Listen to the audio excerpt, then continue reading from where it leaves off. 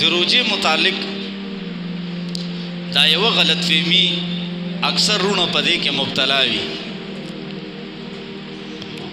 په روجې کې بعضې کسان اذانونه شروع وي او خوراک کوي، اذان پیروالي دا چایو ته ناست وي، دا خوراک ته ناست وي، اذانونه شروع شي.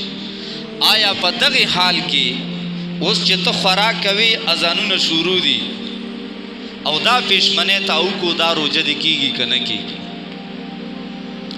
نو ګوره ټولو علماو لیکلي دي، مفتیانو حضراتو فتاوو لیکلي دي،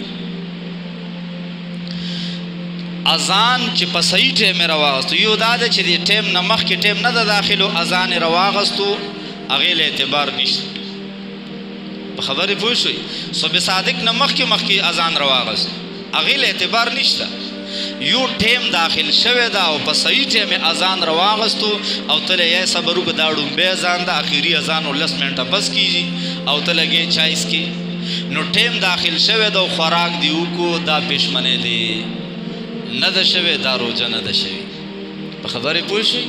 احتیاط په دې کې دا چې ته 5-6 منټه 7 منټه ته مخکې څه وکړې، خپل خوراک څښاک هغه بند کړې، هغه ودروي. په خبرې پوه شوئ؟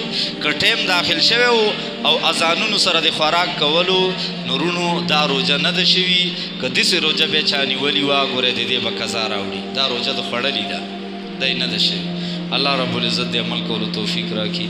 اقول قولي هذا استغفر الله لي ولكم ولسائر المسلمين.